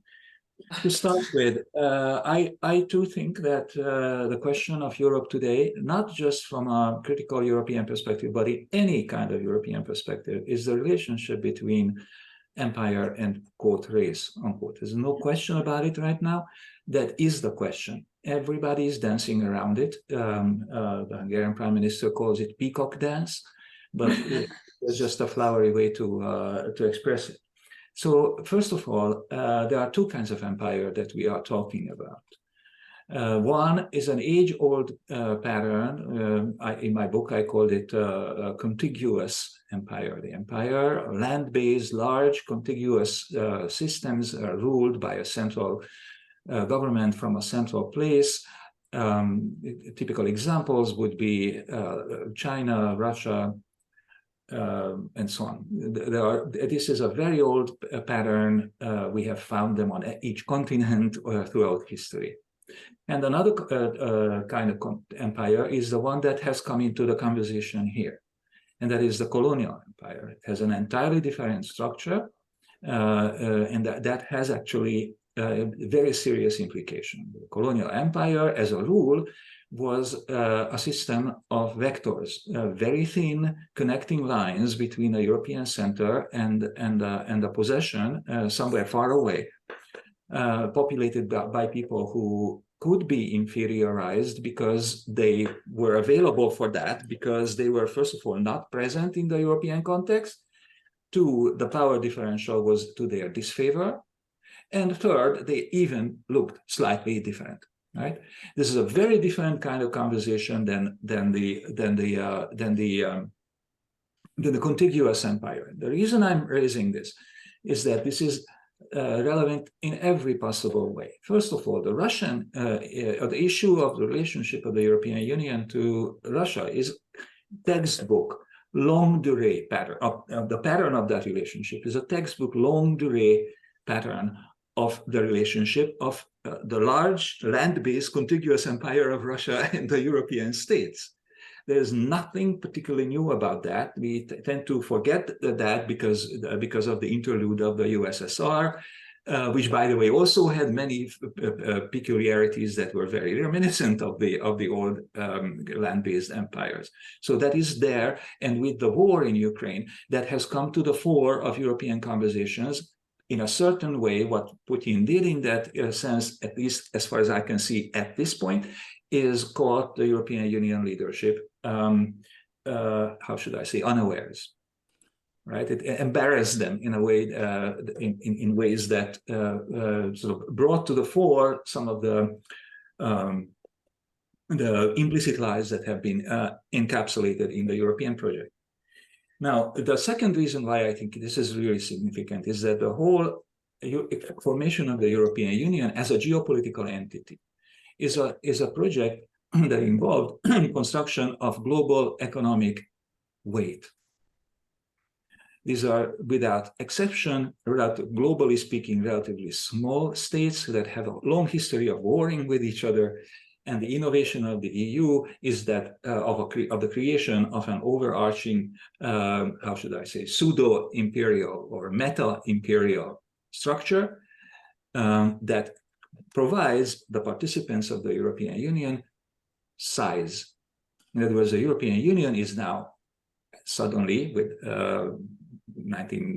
since the 1950s, it has emerged as a global actor. And the problem is that the European Union has zero growth. And therefore, economic weight is not going to be available to it. The graph that I showed at the beginning of my little presentation actually shows that. There's this decline, and it's going to decline because all the increases that the European Union line that the EU shows are enlargements. In other words, the European Union has produced its own global economic weight at this moment, around 18% of the world economy, to a very large extent by expanding, incorporating more and more states. And as Joschka Fischer pointed it out in the early 2000s, this had to run into a limit. His language was finality of expansion. And of course, what he was talking about is the realization that not even Ukraine, let alone Russia, will be suitable for enlargement in the EU. Turkey has filed its first application for membership in the 60s, I think, something like that. And it would be available, but it's not going to be admitted. And so the problem of the European Union is that it's a geopolitical project that is in perfect crisis right now, because the very terms of its project, which is creating collective size for its member states, has run into its limits. And so, and this is really significant in the context of this distinction between the two kinds of empire.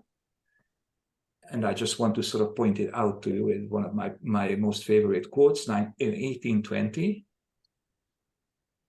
the global economic weight, the share of China in the world economy at the time, was 36%. 36%. And India was another 20 or so. That was, British Raj at the time. So what I'm trying to point out is that the European Union is at 18 right now. So is China, except that China has about another 100% potential to grow. And that's the game. So there is an utter crisis in terms of imperial or pseudo-imperial or meta-imperial formation in the European Union. Everything that we see is part and parcel to that. And finally, conceptually, I just wanted to also mention, since we're not talking in these terms, that there is a fairly large literature on the connection between empire and race. Aimé Césaire, Fanon, Quijano, Enrique Dussel, Partha Chatterjee, all of the truly iconic work in the post-colonial literature is about that nexus. And so in that sense, that we're not discovering much new, except the one really, to me, disconcerting observation, which is that the European Union has apparently been perfectly unable to move to some kind of other plane. We are still stuck in the protection of white man and in imperial interests, and doing it violently. There are few instances that I can imagine there would be more violent forms of imperial formation than what is going on in the Mediterranean Sea right now. So because of that, this is not an idle, and by the way, I love, Sadia, your contribution. It was beautiful. I have been using the language of knowing what not to know, which is kind of a sort of a same thing. Being smart in Europe right now is knowing what not to know. Yeah. And the reason why that is significant, by the way, is that this is not really not knowing, right? The kind of knowing what not to know, or how did you put it? The willful unknowing. Innocence, yeah. Willful unknowing, willful innocence is not innocence, and it is not unknowing, and it is not knowing. It is knowing which conceals itself, it lies to itself. It is the kind of the unknowing which is depicted so well in the Verhoeven film Nasty Girl, in which the entire town was complicit in the Nazi crimes. And there's this, the story is that this one girl finds out, and she is immediately, in other words, the European Union is a how should I say, real life 18% manifestation of that process. And we are the nasty girls who are trying to sort of pry it open one way or another. And the best way to demonstrate that, and I'll stop there, I know that I've been saying too much right now, but is that how is it possible? The question to me is not why there is an increase in the vote for AfD, the extreme right-wing party in Germany. The real question is, how is it possible that the social democratic voter goes to vote for the AfD? And that, to me, is only possible if the social democratic voter exists in a state of willful innocence, and then loses that and goes right at the heart of the matter, which is, of course, the extreme right-wing xenophobic race consciousness. Thank you, and I'm sorry again. Thanks, Joseph. Hans, did you? Sure. So I guess two things. I'll answer Robin's question in a second, but maybe first of all, I'm really glad, Joseph, that you brought up this question of different kinds of empire, because I completely agree. This is something which is quite politically urgent right now, and I think it connects as well to the Timothy Arnash essay that Pio talked about. And by the way, also to something that we talked about on the panel in Pittsburgh, right? So my sort of rough reading of where Europe is in relation to engaging more seriously with with the history of European colonialism was that before the war in Ukraine began, there was beginning to develop in Western European countries a sense that we need to think more about this and integrate this more into the narrative of the EU in more of the way that the Holocaust has been incorporated. It was just beginning.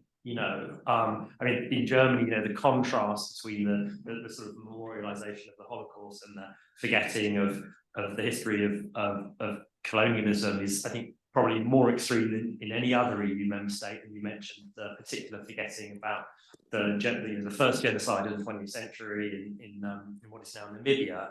That contrast is really extreme there, but I think it goes for the whole of Europe. So that was just beginning to happen, it seems to me. And I feel as if since the war in Ukraine began, that's all been set back massively. it's exactly to do with what you were talking about, Joseph, because it seems to me that now there's this real sense, and this is also, I think, where Central and Eastern Europe fits into this story, is that you know, Central and Eastern European countries, I think, are even less willing to think about any kind of responsibility that they might have for the history of European colonialism, because they think they didn't do it. This was Western European countries that did it, and they, on the other hand, were themselves colonies of Russia and other powers. And so then what you have, and again, I think this is a little bit what's going on in the Timothy Garton-Ash piece, is there's a kind of a appropriation of language from post-colonial studies in order to apply it to Russia and in particular the Ukraine, the situation in Ukraine. And so you then, you know, I think it's almost become a commonplace now in these policy debates to think of Ukraine as, you know, having been a Russian colony. And you know, and all of the, you know, Central and Eastern, certainly the countries that were part of the Soviet Union, but other countries that were part of the Warsaw Pact, these were Russian colonies. And so then I think this distinction between different kinds of empires becomes really politically important, actually. And now the problem is, it seems to me, we don't have a clear. So I actually think, Joseph, it's even more complicated than you were suggesting, and I don't think we have a clear sense of how we define colonialism as opposed to other kinds of empires. You know, I think we can say, you know, all colonialism is imperialism, but not all imperialism is colonialism. But exactly how you demarcate what is colonialism as opposed to, you know, within that broader category of imperialism, I think is really, really hard. Pio and I were at another workshop a couple of months ago in LSE in London, which Gominda Bambra was presenting on exactly this. She's trying to work on trying to think about this distinction. Now, the reason I say, Joseph, I think it's even more complicated than you suggest, is you were talking about a land-based contiguous empire versus essentially a sort of overseas empire as being the distinction. But I'm not quite sure it kind of works in such a neat way.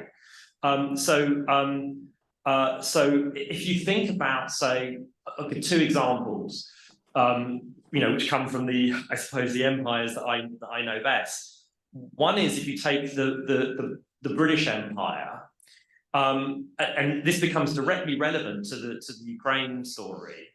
If you think about, on the one hand, the role of Scotland in the British Empire, which has already come up, and on the other hand, the role of Ireland in the British Empire.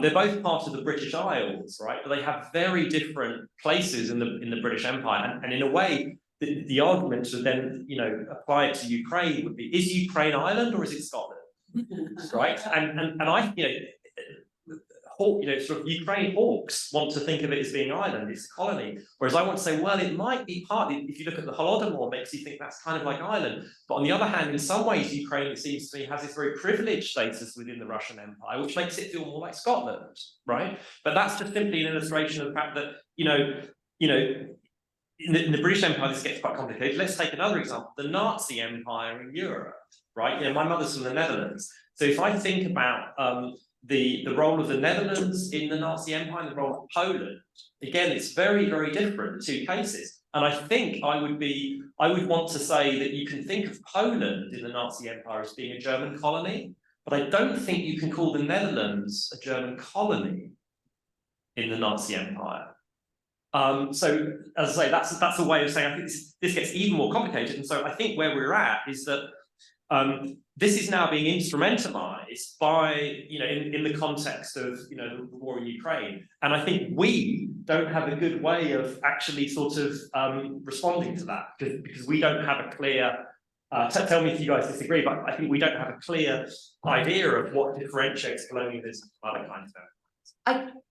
Yeah, because I want to. So one of the things I'm trying to work out in my book right now is the difference between different empires, right? And the thing that comes up for me is always the Ottoman Empire, which I think is both a colonial empire and not, right? And there's a lot of work that's being done on it right now. And one of the questions then becomes, what is the relationship with racialized capitalist modernity? And that's one of the things that people are doing, the work they're doing on the Ottomans, is to show the way in which racialized capitalism started working in the 19th century, in the Ottoman Empire. And why am I saying that? Because for us, for the post-colonialists, and a lot of this came up, I was trying to raise some of this yesterday, for us, the question is always going to be, what also happens with the decolonized states, right? And also what happens on the other side of the civilization divide. We're not just working on the civilization divide, but some of us actually living half of our lives outside it, right? On the other, in Pakistan or India or whatever's going on, in ethno-nationalism there, or Turkey, Erdogan. So there's a kind of way in which separating empires in certain ways doesn't, as you know, white European and others, gets tricky because there's a way in which a certain kind of structure of white supremacy gets globalized anyway. And scholars in Black studies have tried to talk about that. That's not me arguing with what you're saying about the brain. I'm just saying that I'm just adding more reflections, right? But the real point I want to make, and then I will shut up, is that this question of people saying that they have not been colonizers, right? And therefore they're not responsible for you know, whatever we can hold Northwestern Europe or even Spain and Portugal accountable for, or Italy. And I've had this argument in Greece, for instance, right? And actually my response is going to come from the kind of very furious fight I had with an ex-friend actually about this, because I mean, of course, Greece really wasn't, right? I mean, it was an Ottoman colony, and it's kind of interesting. It's the kind of civilizational origin. I mean, it provides the kind of ideological or you know, cover for so much of European colonialism, and at the same time, it was not, in fact. It itself was, you know, when the Ottomans left, was just kind of divvied up and turned into a sort of protectorate of sorts. I mean, I'm overstating the case, but anyway. Having said that, one of the things I do say when people are trying to disavow some of the racial stuff that's going on right now in the Mediterranean, right? This is the fight happening on the borders of in Lesbos, right? Is that the minute that these countries wanted to join the European Union, right? And the first question is, why do they want to? And a lot of it has to do with the privilege that accrues to Europe simply because of its colonial status, right? Europe would not be what it is were it not a colonizing force and decolonizing force in the 19th and 20th centuries. Europe would not exist, it would not matter, and nobody would give a shit, sorry, about its civilizational superiority. It would just be another sort of, you know, continent making noise about whether it was great or not. Right, which we all do. So then the question becomes, so when you want to join it, right, the privilege that is being sought is an economic privilege that is fundamental, which can only sustain itself through habits, right, and practices, ongoing practices of extraction and of subordination, sort of the killing of other countries' economies, of their political sort of emancipation, of their political transformation, of everything that we've seen in the neocolonial structure from formal decolonization onwards. So when you want to join that entity, right, you want to benefit from everything that colonialism gave that entity. Otherwise, it would not exist as the entity it is. Right, so you can't sort of then say, well, we're not responsible for its history, when what you want is only possible because of its history. Otherwise, who the hell cares what Orban says? Like, I mean, seriously, Hungary? Does anyone even think about Hungary? You know, outside the EU, of course not. But it's a problem precisely because it's now part of the European Union. Otherwise, it would just be a little country that sort of is wiped to take just. So I think clearly that's absolutely right. I mean, the way I would think about it is that part of what it means to become an EU member state. In fact, Joseph has a brilliant quote on this in another paper that I often cite. Part of what it means to become an EU member state is to take on a certain kind of responsibility for European colonialism. I mean, that I would argue that from a normative point of view. But what I'm saying, Sadia, and this brings us right back to the beginning of this conversation about the gap between you know, academia and policymakers, is I'm just saying that you know, that's a really uphill struggle to persuade Central and Eastern European, you know, policymakers to think of it in that way. And in fact, my reading of the direction in which we're moving is literally in the opposite direction. That what's happened now is that people in Western Europe are seeing this now as an opportunity to forget about the even Western Europeans kind of having to take on some responsibility for European colonialism. So as a political kind of problem, I'm just saying, and this is the conversation we had in Pittsburgh as well. I'm very pessimistic that we're going to get anywhere. Yeah, I was also then picking up on something like Yes. Do you want to respond to Robin, and then I did want to say one thing. On this thing we were just talking about, because then maybe you should say it now. Or... No. Okay, so yeah, quickly, sorry Robin to take so long to get to your really good question. So I feel as if on this question of willful and unwillful knowing, at least for me, Sadia, you sort of squared the circle for us by, breaking this down, between sort of individual innocence and unknowing, but then at a systematic level, structural level, there's willful unknowing. So for me, that kind of really resolves that.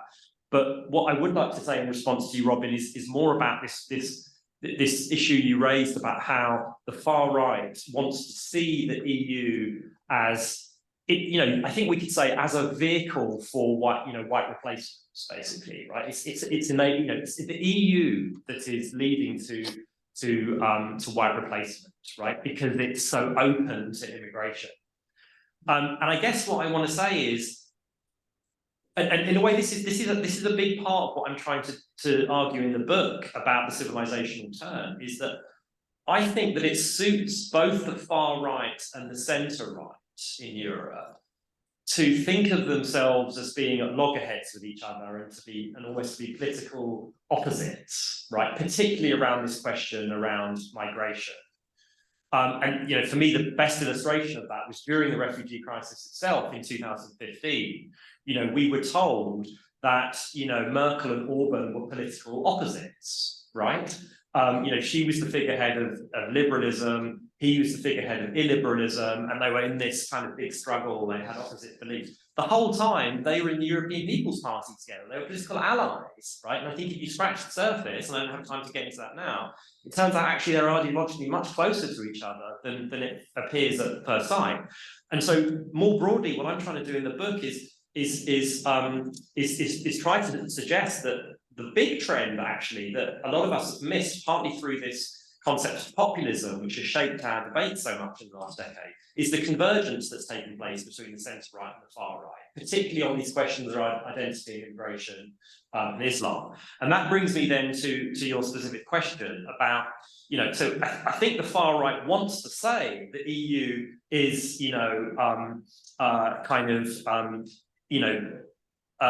but basically an expression of cosmopolitanism. It's a cosmopolitan vehicle. I'm challenging precisely that, saying that's a mistake, right? So there's a way in which I think both the far right and particularly centre-right pro-Europeans, it's sort of in both of their interests to think of the EU as being this expression of cosmopolitanism, and I'm saying it's not.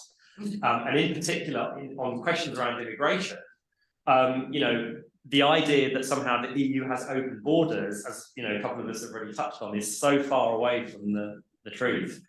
There's a conflation there of freedom of movement within Europe, among EU citizens with, the hard external stuff. And so, my very simple answer to you, Robin, is, I think they're just wrong, the far right, when they say that. Okay, it has to be the last word. I just wanted to, chime back in on the forgetting, unknowing thing. I mean, I do think that there's a real problem with using memory as a framework for interpreting this, precisely because it naturalizes all of this as some kind of biological process, when what we're talking about is politics. And I mean, when my book is about youth and education, and I moved away from the sphere of high politics, because you can actually see these racist, ethnocentric, cultural politics at work already in late 1940s European policy programs for, essentially Erasmus. It doesn't come online until the 80s, but they're all talking about it.